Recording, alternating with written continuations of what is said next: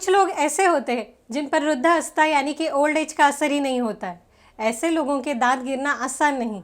और कुछ लोग ऐसे ऐसे आते हैं मेरे क्लिनिक में और दांत दिखाकर मुझसे बोलते हैं कि डॉक्टर, मैं जब टाइम मिलता है तभी ब्रश कर लेता हूँ और रोज़ क्या ज़रूरत है ब्रश करने की, अच्छी तरह कुल्ला कर लेता हूँ तो मैं अपना सिर पकड़कर दांत किटकिटा कर रह जाती हूँ। मन करता है कि कोई उनसे पूछे और मुझे बताए ज़रा, अब क्यों दांत निरोप कर डेंटिस्ट को मिलने आ गए। मैं ही हूँ डेंटिस्ट डॉक्टर चैताली चौधरी। फिर दांतों के मुहावरे तो याद आने ही थे ना।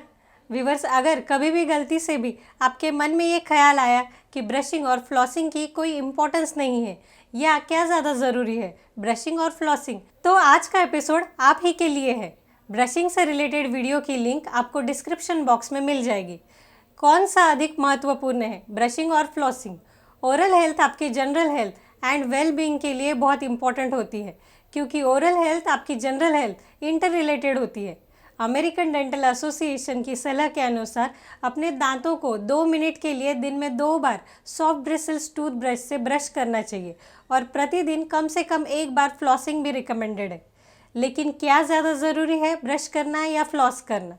Brushing versus flossing. मेरी सलाह में ब्रश करना और फ्लॉसिंग करना दोनों ही अपने ओरल हेल्थ के लिए इक्वली इम्पॉर्टेंट है, बल्कि दोनों को एक साथ करना चाहिए।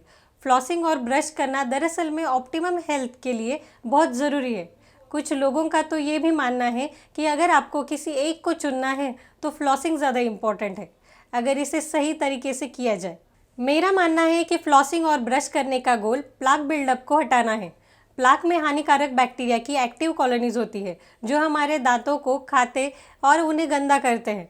ब्रश करने से केवल आपके दांतों के आगे और पीछे के सतहों से हटाता है। दूसरी ओर फ्लॉसिंग आपके दांतों के बीच और मसूड़ों के नीचे से प्लाक को हटा देता है। ये कठिन से पहुंचने वाले स्पॉट्स होते हैं जहां सबसे विनाशकारी जर्म्स रहते हैं, वहां ब्रश नहीं पहुंच पाता है। इन एरिया से प्लाक को पूरी तरह नहीं हटाने से मसूड़ों की बीमारी हो सकती है, जैसे कि जिंजाइविटिस, पेरियोडोंटाइटिस। फिर फ्लॉसिंग इंस्ट्रक्शन, फ्लॉसिंग निर्देश।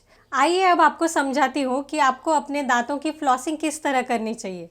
ढंग से फ्लॉसिंग कैसे करते? सबसे पहले आपको फ्लॉस को सी शेप में लपेटना चाहिए और दांतों को जितना हो सके उतने एरिया को अलग अलग एंगल्स से कवर करना है।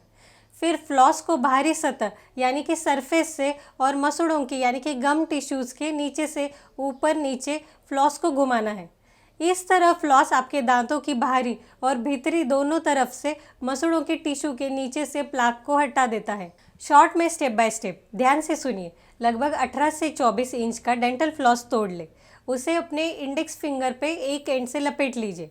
इसके बाद इंडेक्स फिंगर और थंब से आपको वो खींचकर टाइट पकड़ना है। डेंटल फ्लॉस को दोनों दांतों के बीच में रखें।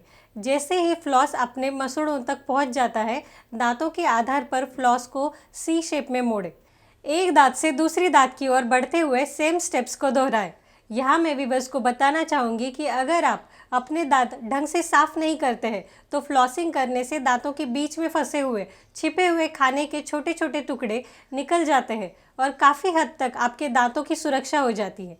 दांतों को ब्रश करने का सही तरीका जानने के लिए देखिए मेरा बनाया हुआ यूट्यूब शॉर्ट, जिसका लिंक मैं डिस्क्रिप्शन बॉक्स में दे रही हूँ। एक बात और, नियमित फ्लॉसिंग भी दांतों में कैविटीज़ बनने से लिमिट करने में मदद कर सकती है, बेशक आप इसे एक आदत बना लें। Proper dental flossing self monitoring और इसके करेक्ट यूज़ पर बहुत डिपेंड करता है। Flossing and your health. Flossing और आपका स्वास्थ्य। प्रॉपर ओरल हाइजीन न केवल आपकी ब्रेथ यानी कि सांसों को ताज़ा रखने और आपके दांतों और मसूड़ों के स्वस्थ रखने में मदद करती है, बल्कि ये पेरियोडोंटल डिसीजेस को रोकने में भी मदद कर सकती है। आप जानते होंगे periodontal disease cardiovascular disease and diabetes के लिए एक बहुत बड़ा रिस्क फैक्टर है। इस वजह से आप अच्छी ओरल हाइजीन को डेली रूटीन में प्रैक्टिस करने से न केवल आपके मुंह बल्कि ओवरऑल हेल्थ का भी ख्याल रख सकते हैं। अगली बार जब आप अपना टूथब्रश पकड़े तो अपने फ्लॉस को भी याद रखें। दिन में कम से कम 1 बार फ्लॉस करने से साधारण आदत से न केवल आपकी मुस्कान बल्कि आपके पूरे स्वास्थ्य में सुधार हो सकता है। बने रहिए मेरे साथ, अगले एपिसोड में मैं आपको अलग अलग फ्लॉसिंग टूल्स के बारे में जानकारी दूंगी।